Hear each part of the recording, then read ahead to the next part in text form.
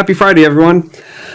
So, if I had to fix one thing in learning and development, and obviously we have the ability to work in multiple areas, but if I was going to concentrate my work in one place, that one item would be consistency. And today, during this lunch hour today, I kind of go through my thoughts on this. I'd love to hear your thoughts about what your one thing would be, or how consistency works for you. Throw that up in the chat, and we can kind of dig into some of those things as well. But that's today. That's what we're going to be looking at, right?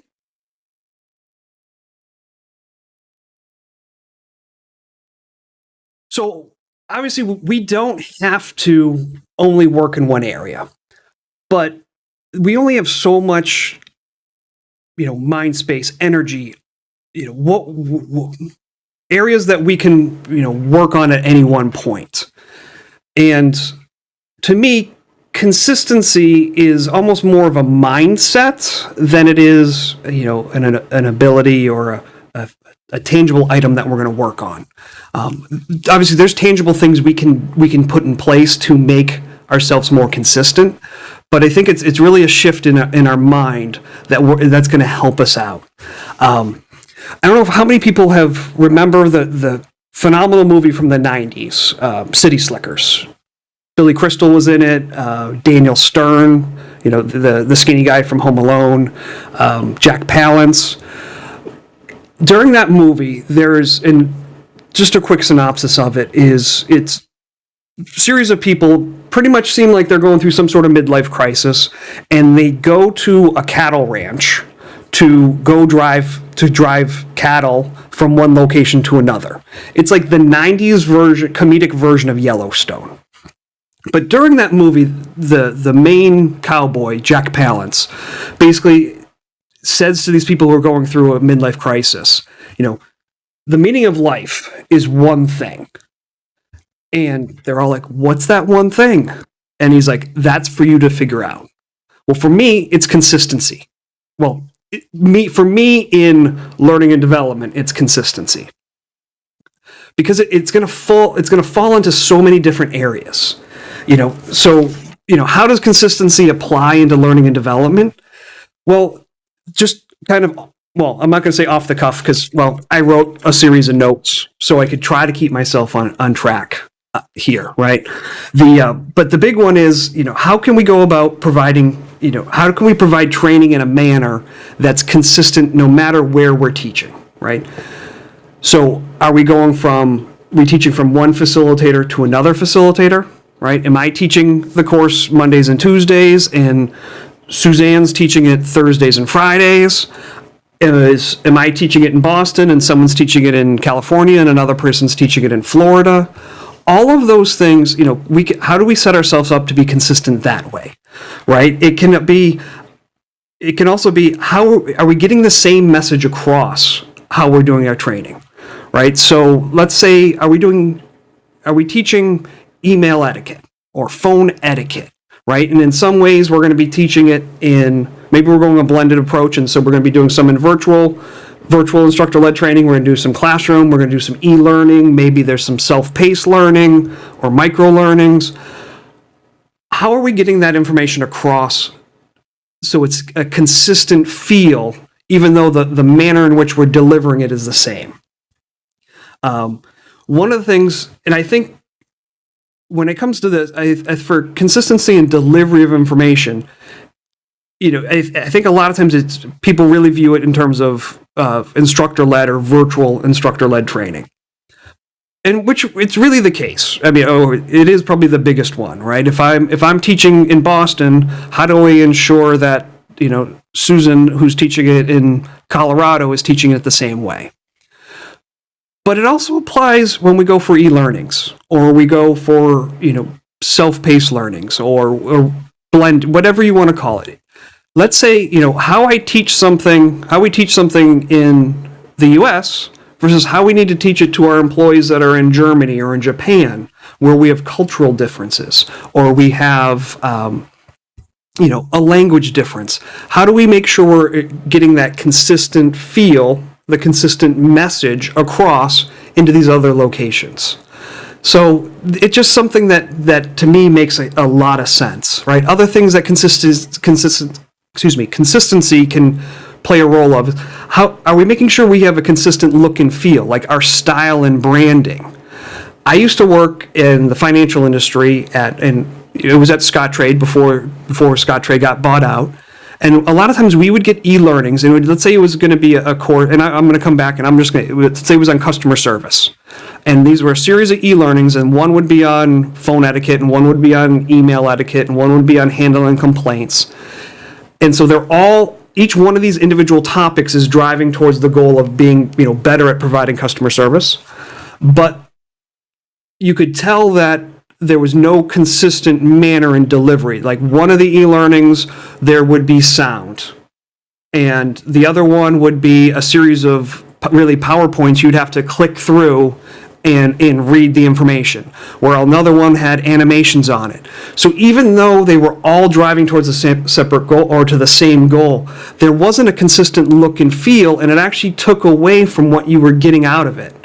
So being able to set yourself up in a way that's going to help you get to your end goal, consistency is going to be one of the key players in that.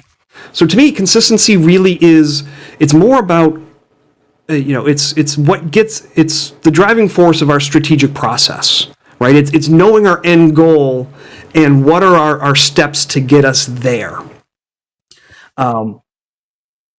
So, if we actually look at it this way, and I'm going to move my head, Merriam-Webster gives it a definition of, an agreement or harmony of parts or features to one or another or a whole, right? Or the other one was like degree of firmness or density or viscosity, which makes me think of Jell-O. I don't know why it makes me think of Jell-O, but it does. But it's really that first definition. Let me put that back up there. An agreement or harmony of parts. So how are we doing things to make sure items are working in harmony, right? And it doesn't necessarily just have to be in development. It could be in, how are we consistently working with our subject matter experts, right? How do we get the information from them and they relay it to us? How do we then, work within doing edits? It's really, consistency to me it's a part, or it's what drives, it's the process driving our whole strategic process. One of the items that I really want people to think about when it comes to consistency is that consistency is not the same as perfection, right? We can be consistent and we don't have to be perfect. Right? We don't have to always do something one way. And if we don't, we're not consistent, right? Like as an example, let's say I was going to, consistently have dinner on the table at 5 p.m. Right? And I'm going to right now throw out Fridays and Saturdays. Like Fridays and Saturdays are off the table, right? But Sunday, Monday, Tuesday, Wednesday, Thursday, right? Like key family dinner nights. If I go, if there's 5 of those nights and I get, dinner on the table 3 of those nights versus out of 5, am I successful? Absolutely. Right? If I get 4, even better. It's consistency. It's a process, right? It's what we're striving for, but we don't have to be perfect.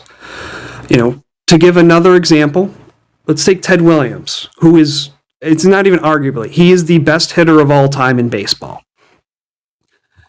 His best, and this still stands, he hit 406, his batting average was 406 one year. For those who don't speak, who don't pay attention to baseball or know about it, basically what that's saying is every 10 times he went up to bat, he went up to the plate, 4 times he got a hit, right? He is no doubt the best hitter in baseball. 4 out of 10, he was successful. 6 out of 10, he wasn't.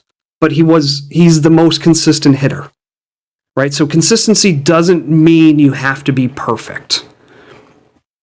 To drive this home one more time, Here's Robert How long have you been Redford here? with a great scene. 2 years, And how long do you have? How much longer? 4 years, 8 months, 11 days. And this mistake? You're just the one. It's just one. Just one day in your life. No, take your time. Got plenty of that. Just 5 seconds, sir. And you're Marine for what, 1 or 2 years, and you're a violent criminal for 5 seconds. Yes, sir. Well, according to my calculations, that makes you mostly Marine. About 98%, I'd say. Yes, sir. Then why not act like one? So that scene, and it's one of my favorite scenes from the movie Last Castle. I think it was early 2000s movie, Robert Redford. But it really drives home that point that we don't, perfect isn't what we're looking for. We're striving to be, to get to our goals, and we want to be consistent in doing it. And if we want to take this back on a life level, right? We need to not dwell in the times where we don't meet what we were hoping to do, right? So if out of every single, out of a day, let's say you had one bad moment, like you yelled at your kids once, right? And so that was a minute out of a day, right? How much, how the percentage of you being a great parent versus, yelling at your kids was much higher, right? We always dwell on the bad, and I think we need that mind shift. We need to consistently, look at it, what we're doing well, learn from what we did bad, but move forward and what we're, and be our biggest supporter versus our biggest, the person that cuts us down the most, which is, a lot of times is going to be us. But that shift in mindset will not only help us in life, it's going to help us in our job. One of the examples I want to give, to actually bring this back into training and development side, is kind of the way I go about. And I'm going to come back and I'm going to look at this from the development side. But again, it's not necessarily, consistency, not just in development. It's I think it's across the board in how we handle everything that we do, not only in life, but really in our jobs. But if I flip over here to, here's an example of, when I'm building out a facilitator guide or when I'm building out training materials, I have a clear and defined method process that I use. So this here is an example of what you could be doing in a facilitator guide. So when I'm building out my materials, I really have a distinct process in mind. And actually, I'm gonna pop back over here just so you can see me, and then we'll come back to that. But so the ideas on what I want to do is that, in building out I'm going to give you an example. Let's say I need to build some training and I'm going to have a facilitator guide. I know I need a participant guide. I know I'm going to need some sort of visuals, and I kind of go through, and my first process in my way of consistently doing stuff is I always look at and say, let's begin with the end in mind. What's my end goal? What do I need in terms of deliverables? Or, whatever whatever your goal is. Now, if I go through and say, all right, I know I need a facilitator guide. I know I need a participant guide. I know I'm going to have visuals. Now I can start backtracking, start taking the steps backwards to figure out what I need. I also will build in a structure. Right? So I use, every course is made up of modules. Modules are made up of lessons. Lessons are made up of content blocks. Could be terminal objective, enabling objective, learning chunk, whatever you call it. But I have a distinct, a distinct structure that I always build with it. Right? So I don't have to spend time and energy of figuring out how, what structure am I building in. This is just what I do. Now, are there times you don't? Absolutely, right? The material is going to be the final driving factor, but I'd say 90-95% of the time, this is the structure I use, so I don't have to use, the limited energy that's up in there to figure that out. It's set in stone until the few times it's not, right? So I'm going to now jump back into this. But within that structure, there's other things that I do. Like I always, in a facilitator guide, use visual cues. right? Visual cues help my facilitators make sure they know what they're supposed to be doing, right? They can look down, they can see the microphone and know this is something they're going to be saying, right? Or they see what's over on the right-hand side, which is the icon I'm using for, like, change the slide, right? They see that, they know they need to change the slide. I've given them a little cue for the slide number above it, and then over behind my head, there is here's what the slide image could look like, right? So there's a distinct structure and way I'm building each and every time. Now, again, things will change from time to time. Maybe, where I put my images for virtual versus physical classroom may change. Facilitator guide versus participant will change, but I have general rules that I follow, right? But what this also allows me to do is that I can now start saying or using these content blocks, right? So I'm inside my material, like, what do I want my facilitator to say a specific thing? Well, that always goes into a say block, or it goes to in the notes section to the left of my slide image. Right? And what I'm able to do, so these are like, if I want the facilitator to say something, but I don't want it in that participant book that I need, I'll put it as a say block, or I'll put it in the notes section to the left of my slide image. But if I want my facilitator to talk about something and I need it to be in my participant book, I'll use a different content block. I'll call it like a key points block.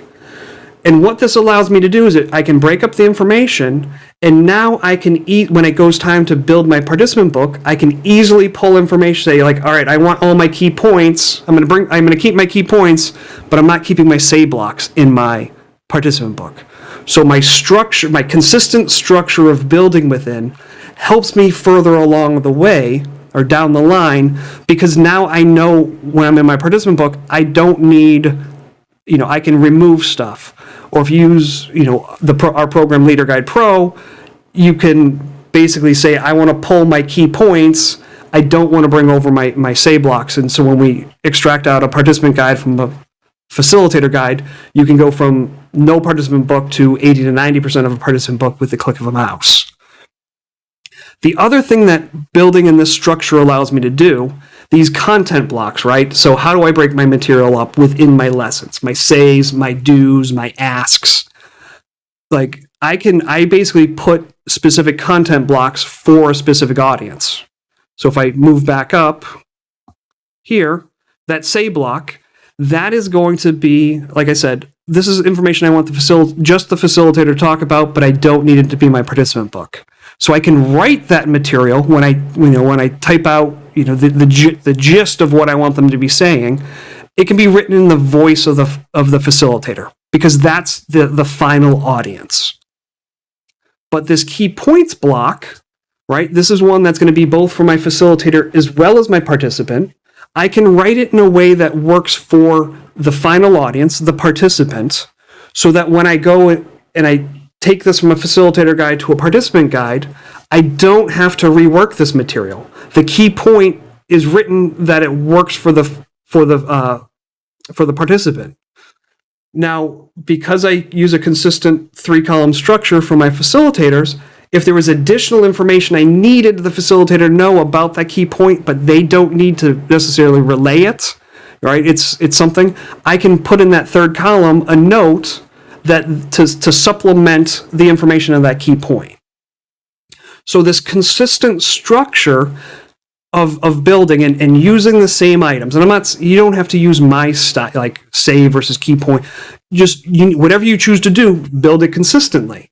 Because what that's going to allow us to do is that we're going to be able to go through and quickly lay things out, and then quickly transition from a facilitator to a participant guide, and you're going to be able to cut your time to build significantly.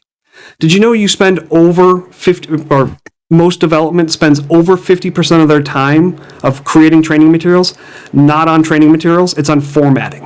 Where do I put my images? What fonts? What sizes?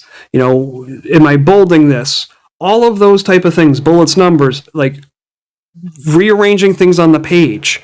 So having a consistent method, templates, or if you're using Leader Guide Pro or some of our other programs where you have, you've got a collection or a series of templates that are laying out exactly what you want, like a style guide, right? We're using specific styles so that our headline, like though it says key point, is always this font, this size, with all these attributes, where my body text is this font with this size and this much spacing before and after. All of those things are all tied to, they're already all laid out, so I don't need to think about it. It's just there. And if we go, to take it one step further, so the image that I'm showing behind me, on the left-hand side, yeah, so on your left-hand side, I think, flipping the stuff around and showing, I'd be the worst weatherman. I think I say this every time. But the 3-column look, right, that's my facilitator guide. No, over on the right-hand side, behind me is the participant guide in a 2-column layout, right? So when I transitioned from a facilitator to a participant, I was able to just bring over the key points. The facilitator only notes that were just to the left of the slides image in my facilitator guide. I was able to replace it with a full image of the slide in my participant book, right? Like consistently for participants, they need a guidebook. They need something to be one, in the moment training aid, right? We're teaching training and they're getting their information like, turn to page 37 for the activity that we're going to be doing, or, the case study that we're going to be discussing is on page 18. That's all in the participant book, right? It's that, but more importantly for participant books, it's a post-training reference, right? It's that item that we want them to go back and review. They're not gonna, as much as we hope they do this, your participants aren't gonna rewatch, an e-learning, right? So e-learning should have some sort of handout participant material that's going along with it, so someone can go back to it, right? Just as I talked about on facilitator guides, visual cues really drive your images, those visual cues help facilitators know what they're doing. They can glance, get the information, and then know that they're changing their slide, or they're going to be saying something. That same concept of your brain seeing an image and either recognizing what it needs to do or remembering something, providing that image, those materials as a post-training reference, if your participants were to go back through it, they'll see that slide and it will hopefully kick off something in their mind like, hey, I remember when Susan talked about such and such because I saw that they tie that image to something that's in their mind, right?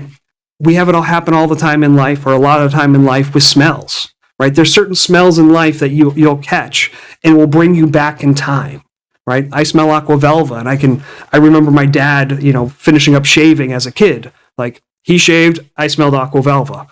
Nowadays, I smell Aqua Velva, I think of my dad shaving. I know it's a strange analogy, but that's what I got at the moment. But that's the idea, is we want to have a consistent pattern of behavior or of processes that we use, right? It can be in design, it can be in development, all of those different things. If there's anything that you guys think of, that where else consistency matters, please throw it up in the chat so we can talk about it for a few moments.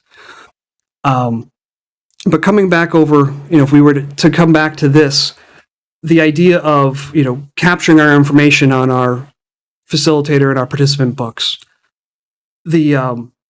where consistency is going to help also in terms of us building our material.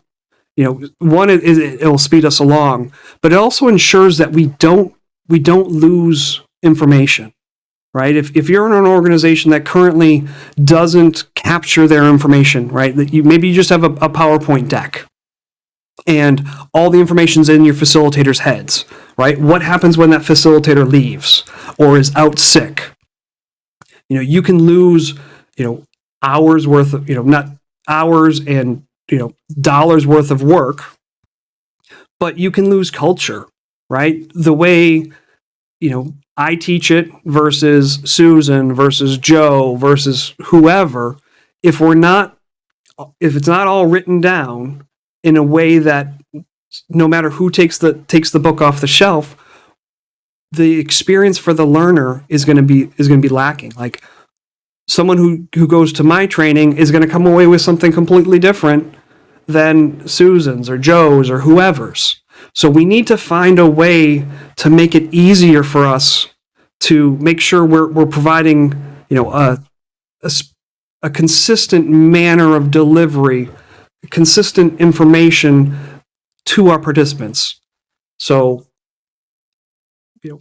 that's really, for me, that's really it. Like, work at being more consistent in all aspects of our life, but take it forward, look at how we can apply strategic processes in our day-to-day workings, of learning and development to be more consistent. Like, when was the last time you actually thought, are we teaching, do our instructor-led trainings or our virtual trainings, are we getting a consistent message, the same consistent message across that we do with our e-learnings? Or are we providing materials to our facilitators? Do we not have a consistent look and feel for our guidebooks for our facilitators or for our participants? So when they get, they go through customer service 101 training and the facilitator has icons and things are laid out, they're able to deliver the information one way. But when they go to, handling customer complaints, and the guidebook's laid out completely different, they're now struggling to provide the information, figure out how to provide the information because it's a different look than the other courses that they teach.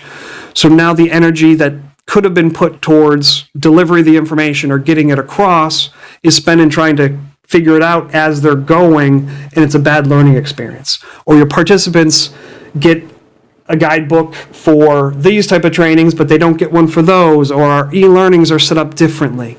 Consistency is going to make your life easier. It's going to get your message across better. But again, we're not looking for perfection, right? We want to get better, and we want to get better each and every day. But you don't have to be, consistency is not set in stone. It's not 100%, right? Like all rules, every rule probably has an exception or two, right? So that's what you gotta find that balance. But for that's really what I had to say today in regards to about consistency. I obviously we can go into much more depth into each and any one of these, and as the learning and development lunch hours continue, we will probably circle back to some of our earlier ones, right? Right now I'm in the stage of I'm learning to live stream as we go, and how much is too much and all those type of things, right? So we'll probably circle back, and if there's ever any topics you want to have covered, let me know.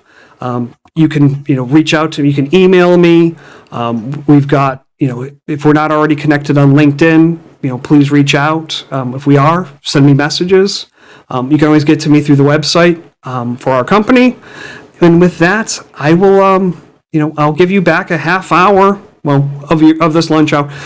Yeah, the learning and development lunch hour, that's truly only a half hour. That's my goal, is to have it a half hour. So then you have a half hour to do whatever you want.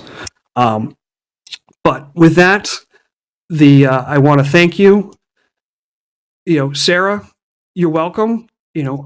Hopefully you guys get things out of these. I find it makes me rethink how I go about doing stuff. So I find a lot of value in just kind of wrapping my head around what I want to talk about. But it's hopefully this will become more and more of a community, and we can grow and figure out what works the best for the community. But with that, have a happy rest of the Friday. For those in the northeast of the U.S., be safe. Make sure you got your shovels ready for this big snowstorm. All right. Take care, folks. I will see you next Friday.